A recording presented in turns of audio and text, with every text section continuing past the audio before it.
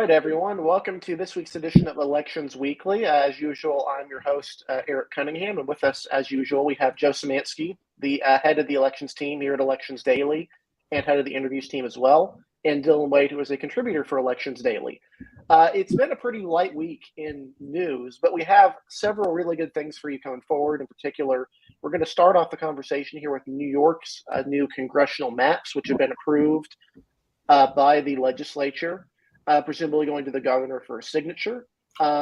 These maps are a Democratic gerrymander. They're not the 23-3 Democratic gerrymander that a lot of Democratic advocates were pushing for, but still a 22-4 Democratic map, which removes several Republican districts and is generally considered to be a fairly strong Democratic gerrymander. It's worth noting this will almost certainly go into the courts in New York, which just have an anti-gerrymandering amendment to its state constitution.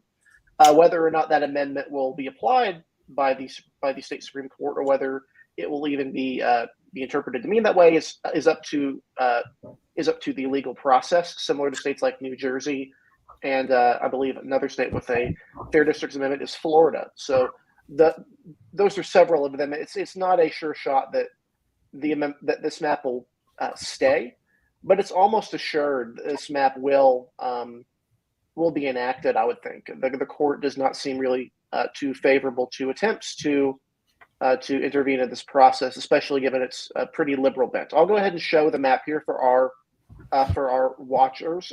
For listeners, you can find the map easily online. This is just the map that I have found. You'll notice, You'll notice here that there are 4 Republican districts. The 25th, the 23rd district, 24th district, 21st, and 2nd. These Republicans would all be mostly incumbents, I would think. At least Stefanik is one of the more notable changes. It's not competitive here. They did remove Fort Drum for seemingly no other reason other than to annoy Elise Stefanik, who really likes to tout her efforts in Fort Drum, which is previously part of her district. You'll notice that several of these other districts have been changed. The 22nd district is now much more Democratic, taking in Ithaca, Cortland, and Auburn, along with Syracuse. Even if John Katko, the representative there, was not retiring, this would have been a difficult hold for him. Now that he is retiring, this is almost an assured Democratic pickup. Although you can't really say, it's a never say never thing in New York. Upstate is really, really weird. Keep in mind, in 2014, the Rochester-based district here, the 25th, was actually within a couple hundred votes of flipping, and that was a Obama plus 20 district. So it's not out of the reach that some of these districts could be competitive. That being said, we don't expect them to be too much. The 19th, Antonio Delgado's district, also saw shoring up. It takes in Utica, takes in Catskill, takes in some college areas, and it basically becomes a much more Democratic district for a representative who already won by a fairly large majority last time. The only really somewhat endangered Democratic incumbent upstate is, ironically, Sean Patrick Maloney, one of the most high-profile Democrats in the state, who was lobbying heavily for a 23-3 map, which would have been at the expense of the representatives for the Democratic representatives in Buffalo and Rochester. To do that, you would basically have needed to chain Buffalo and Rochester together and then have Brian Higgins take in a bunch of Republican areas along the southern tier. They said no to that, and apparently Sean Patrick Maloney's reward for pushing for this was a district that's only like Biden plus 9. So this is definitely the only competitive, really big Republican target upstate. Even that's saying a whole lot. It would be a bit of a challenge here. It's also worth noting Mondier Jones's seat is a little bit odd here. It's the 17th, or I believe it's Mondier Jones, stretching in from some Republican areas down into here. Not really a big threat, but it is worth noting it's a little bit more competitive now, I would think. But the 18th is the big target for upstate Republicans. The rest of them are really Democratic targets. We expect Democrats to flip the 22nd district, which would give them a net gain of 1 in upstate. Republicans could, of course, erase that with the 18th, but we'd need to see what happens there. Downstate, Republicans in Long Island are now packed into the 2nd congressional district right here. Representative Andrew Garbarino, who is the most Long Island name of any representative you could have there, will be very, very safe in this district. The flip side for Democrats is they now have 3 much more Democratic districts in Long Island, all of which voted for Biden by around 11 points. These are not impossible for Republicans to flip, but it's pretty challenging to do so. The 3rd in particular is really strange, and that a lot of the areas it takes up in the Bronx are actually more Republican than you would expect, some of the more Republican parts of the Bronx. So it's not that much more Democratic than the rest of these two districts here. The other big one is, of course, the 11th Congressional District, which is redrawn to include Park Slope. This makes it a Biden plus 9 seat. It's not impossible that Malliotakis holds this, but there's a lot of factors here that make it challenging to do so. Although one of the factors that can make it easier is that Bill de Blasio runs and is the Democratic nominee in the district, which is a distinct possibility. I'll go ahead and throw it to Joe to kind of talk, or Joe and Dylan to kind of talk about this whole thing. Yeah. If you would mind maybe leaving the map up, please. Oh, Eric, yeah, sure. If you could do that. There's a couple of things. I have a long-winded way of. We'll start downstate, of course, here. So the thing with New York, you have to remember that New York lost a district in this year's reapportionment. New York went from 27 to 26 congressional districts, and Republicans were likely to lose a seat that way anyway, just because of how upstate was going to be drawn. They were going to, from the 8 seats they currently had, they were going to lose a seat anyway. So really the question was, were they going to lose an extra 3 or were they going to lose an extra 4? And obviously we've seen they lose an extra 3. John Katko's seat becoming bluer in that Syracuse area was another one. But of course, the two main ones here, of course, are down here on the lower half of the state. You have Lee Zeldin's now old 1st district that stretches from the Hamptons area of Long Island all the way to the center section. And I believe that takes in parts of Eastlipp. I believe that's what this district does.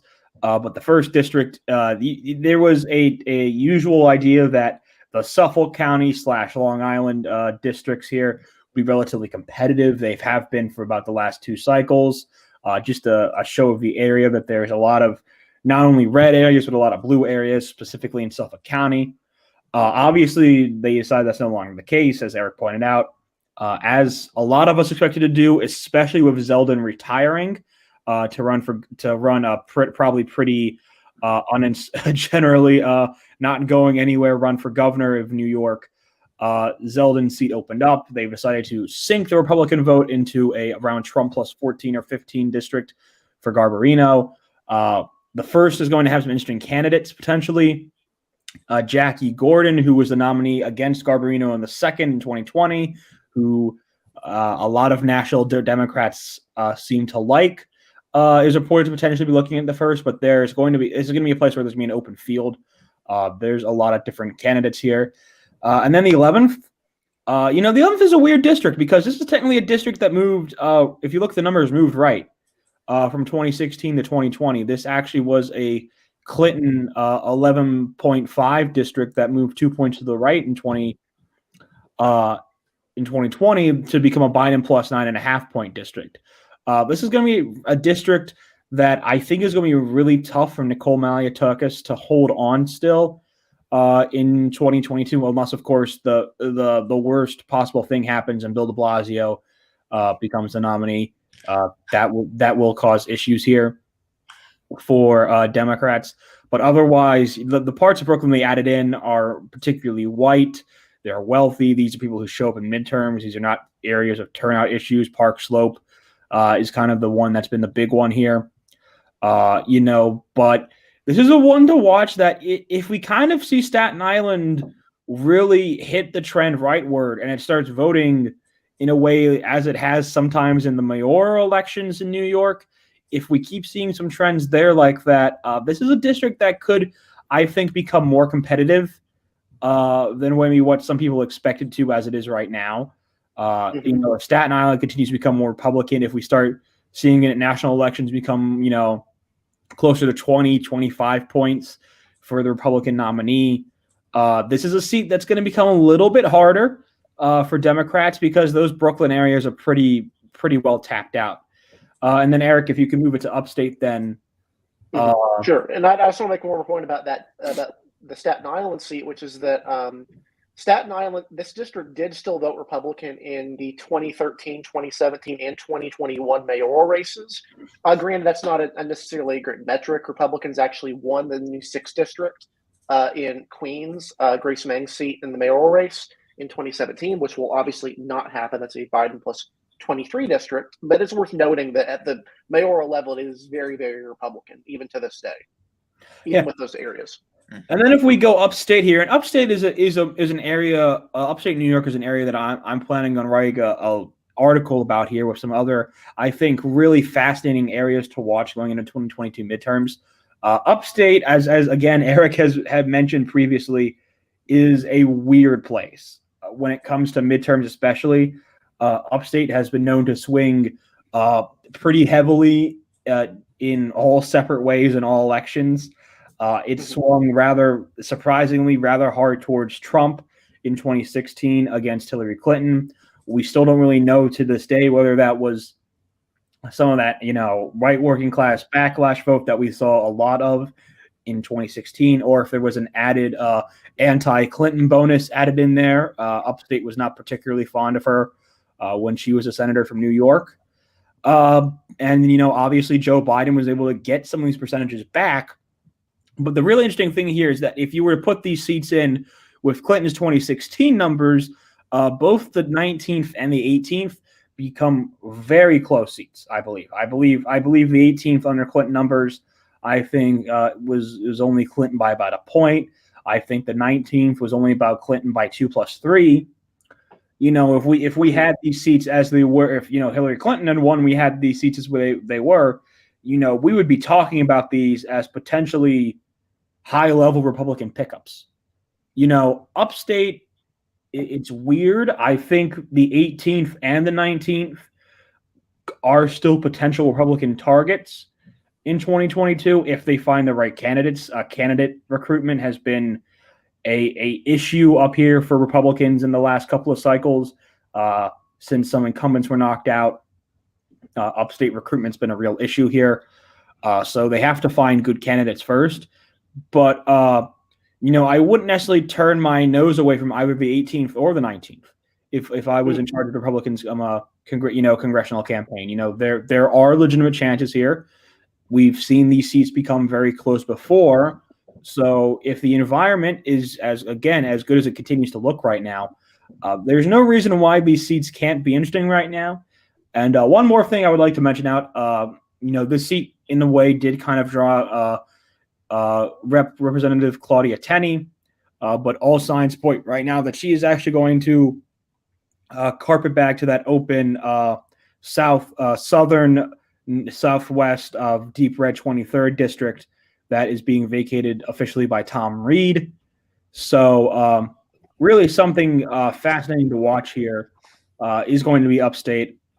This map doesn't close the door in 2022, but I think throughout the most of the decade, this is going to be a pretty effective map for what New York Democrats wanted to accomplish.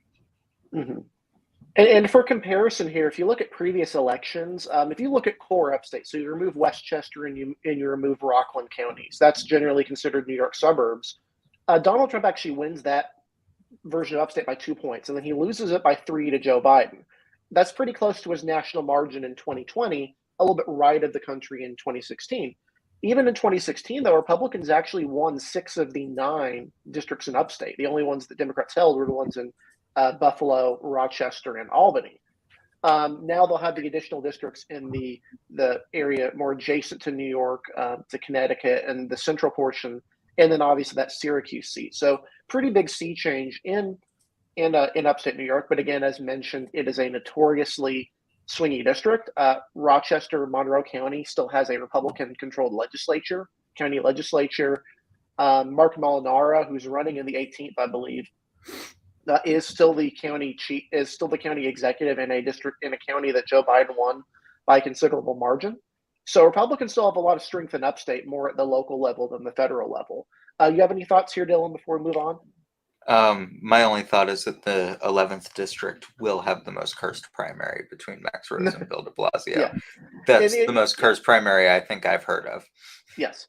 And it's particularly problematic for Rose because even though a majority of Democratic voters live in the Staten Island portion, the majority of Democratic primary voters actually live in the Brooklyn portion, a sizable majority, about 60% of the primary voters. So basically Park Slope will be deciding in all likelihood who the nominee is.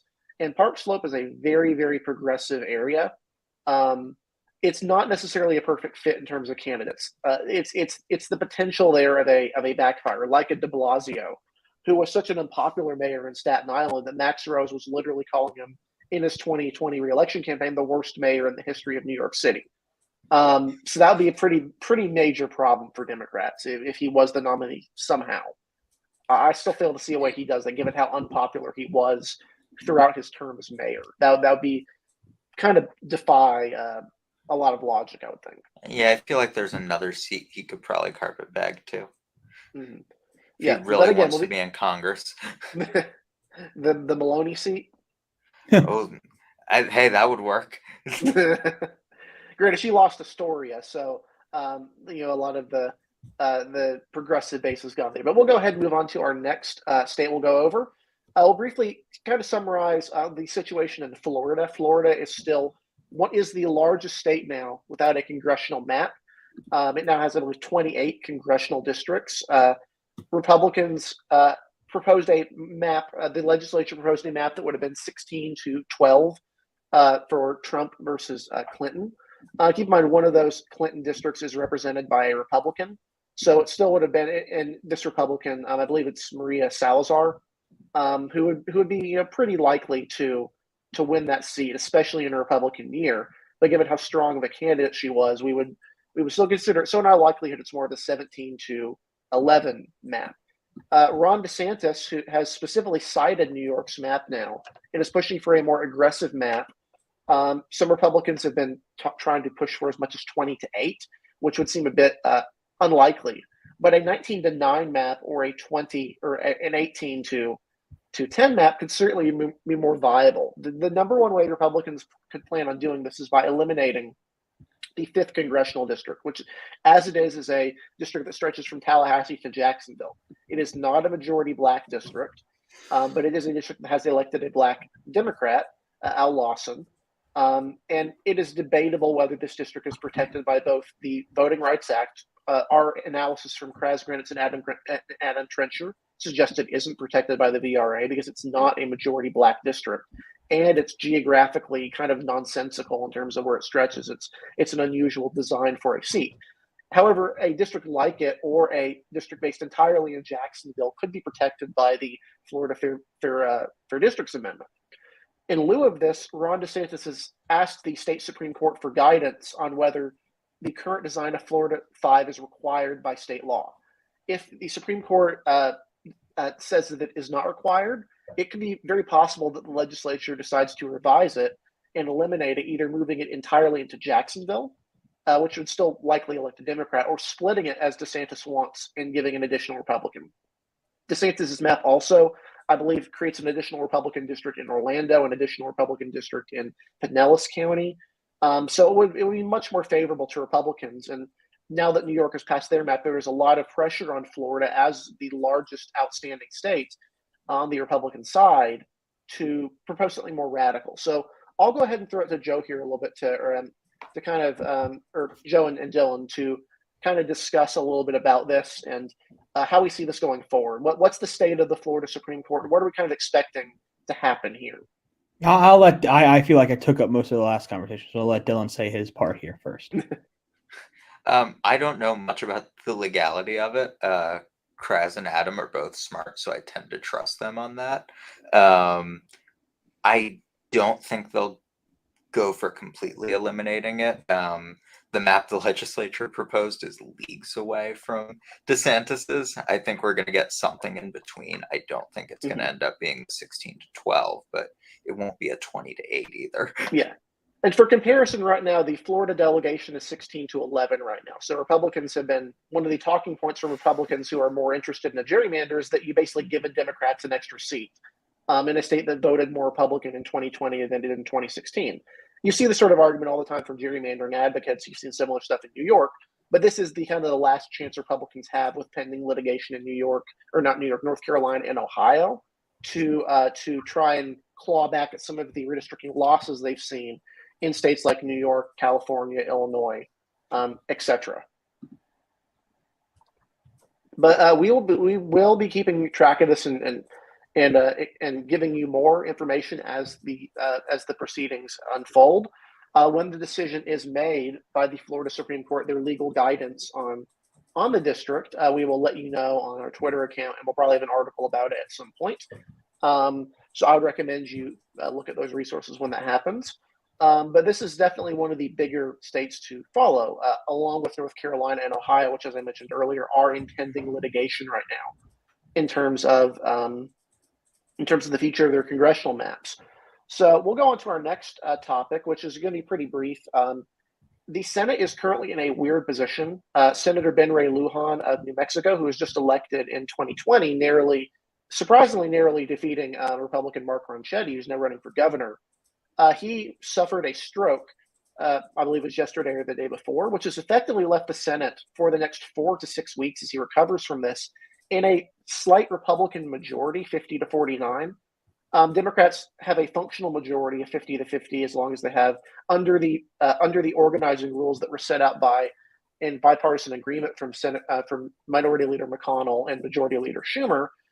Democrats have had a functional majority even without the vice president's presence. But on the other hand, the minority party has had some particular rights. As of right now, Democrats would not have the votes to pass any legislation at all. In all likelihood, if Republicans were to show up, it would be 50 Republicans and 49 Democrats. We don't know if this will impact the Supreme Court nomination at all. Biden ended up wanting to get a hearing on that pretty quickly. We do know that Justice Breyer is not planning on retiring until the end of his term, so that is a little bit of time there. But in the next few weeks, you may see a little bit of a decrease in legislative activity as they wait for Senator Lujan to his health to hopefully improve. Obviously, we're all wishing him recovery from that. He's only 50, 49 or 50, very, very young to have that. And, it's definitely not a good thing. This is the sort of stuff that tends to break 50-50 Senates, though. All it takes is one senator to be absent, and you can't do anything. That's the fundamental problem with governing with 50 votes. It's a major challenge to do so. It's kind of a credit, honestly, to Democrats that it's not imploded at this point, because by this point in 2000, Democrats had taken a power sharing agreement and taken majority back by a party switch. These sorts of arrangements tends to not last very long. It's kind of surprising it's taking this long for something like this to happen, historically speaking. But we'll keep you updated on this, of course, as his health hopefully improves and he returns to the Senate, hopefully within the 4 to 6 week time frame they're discussing. Finally, I think we have one more topic for you guys today, which is the Supreme Court nomination. This is definitely an interesting one. We had expected, I mentioned in the previous show, Leandra Kruger and Ketanji Brown Jackson to be two of the major names for the Biden administration to nominate. However, they seem to have actually clued in onto a third name, which is Michelle Childs of the state of South Carolina. She's like the Joe Biden promised. She is a Black woman. She's 55 years old. She is currently a judge on the district court in South Carolina. And in particular, Lindsey Graham has been aggressively lobbying for her, along with Jim Clyburn, Democratic representative, the dean of South Carolina's delegation, one of the most high-profile Democrats nationally, have been pushing for Childs. Obviously, we don't expect a whole lot of Republican support even for someone like Childs, but her record is compared to a lot of the other choices surprisingly mild, especially on criminal justice issues. So this is kind of a surprise to us. We had expected not only someone who was younger, but someone who's a bit more liberal.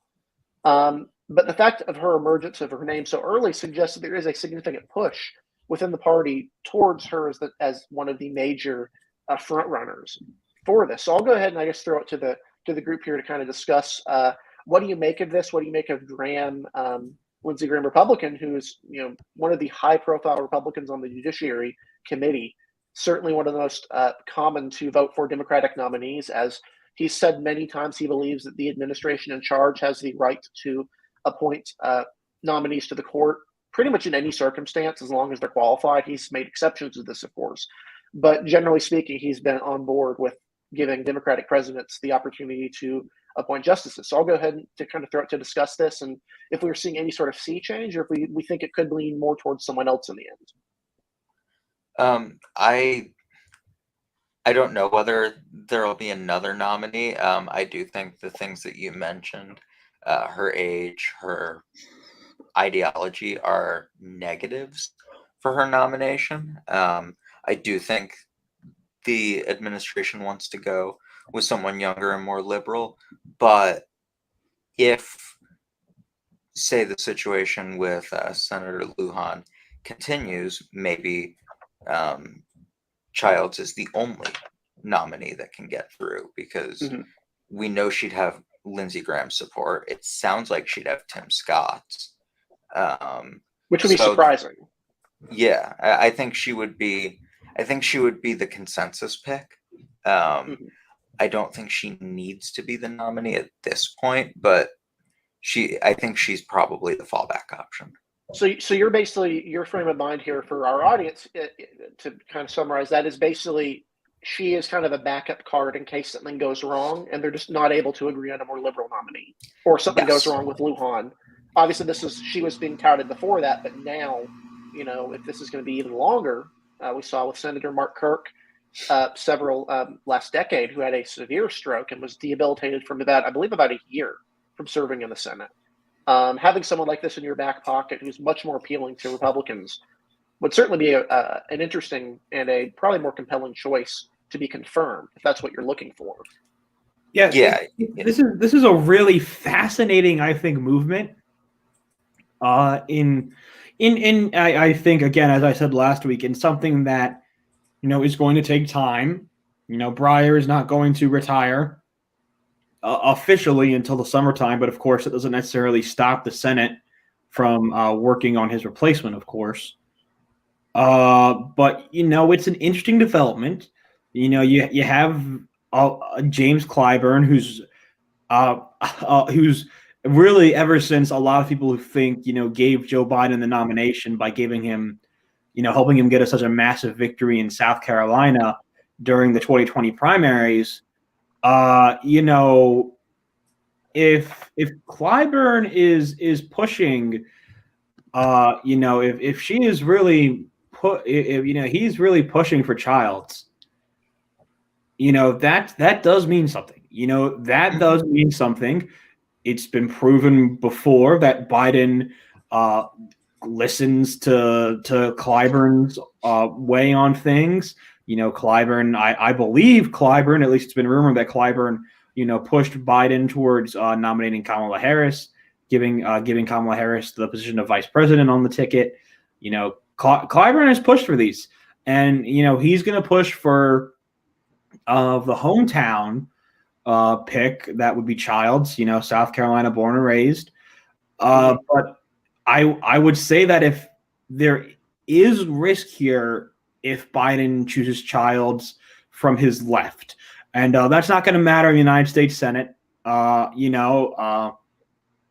don't think so. I think that they will confirm a Democratic nominated Supreme Court justice anyways. But I do think nominating someone like Childs, who does have a more moderate voting record as a justice, certainly more so than Brown Jackson has had in her time in serving in courts, and maybe even someone argue more moderate than Leandra Kruger has in her time on the California Supreme Court, that could cause some backlash in some left and some quite liberal circles potentially, that Biden, they would maybe argue on some cases, could be pushing the court to the right. There might be some concerns there, and that if he chooses Childs, that would be a risk that the administration would have to consider when taking these picks. Are some of her positions going to look like to our left flank? That is he going to push the court right on some of these positions because she may have picked a more moderate justice than Breyer is, and soon to be was, on certain issues that will come up before the court.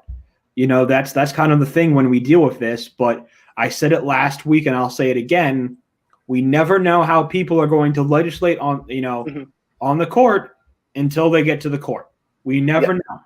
We never know. And we talked about this last week. Elena Kagan was expected to be the more liberal justice of the two that Barack Obama got to appoint, over Sotomayor, who's expected to be a centrist justice. Those two kind of switched roles. Sotomayor has been quite clearly especially now that Ruth Bader Ginsburg has passed on, has quite clearly been on the very much the farthest left in terms of judicial philosophy on the Supreme Court.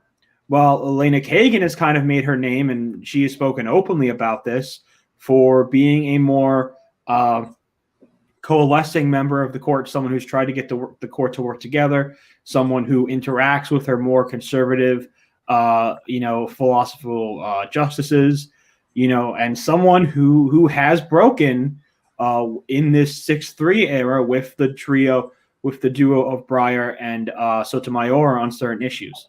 So, we never know how people are going to adjudicate. We never know how, people are going to think about certain aspects of their philosophy until they are doing so on the court. So, Michelle Childs might be someone who gets more liberal if they're appointed on the court. That is something that is highly possible. In fact, I wouldn't put it off at all. That could be something that becomes possible. So, yeah. I was going to say a more recent example of justices is Amy Coney Barrett has expressed much more skepticism over the death penalty than was expected. That's just a specific issue. But, justices have their. I don't think anyone would have predicted Neil Gorsuch would join with the liberals in support of reestablishing native reservations in Oklahoma.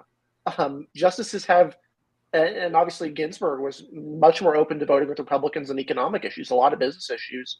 She was fairly, willing to vote with Republican colleagues on that. So, you never know. Mm-hmm. But all you can do is go on the record that you have. Assume room for growth in any direction, but use the evidence available to you. The evidence available says Childs would be a much more moderate choice. Maybe she gets more liberal, but all we have is the past. And I actually think the most appealing thing to Republicans wouldn't necessarily be her record. It's actually where she's from. Obviously, Republicans have had a very specific issue with the Supreme Court. In recent years, obviously, they've tried to move away with this. Neil Gorsuch is obviously from the West. Amy Coney Barrett is lives in the Midwest or lived in the Midwest. The only D.C., really big, East Coaster of the bunch was Kavanaugh. Republicans have tried to shift the court away from this being, D.C., New York appointees, Boston people. That's kind of the big three cities here.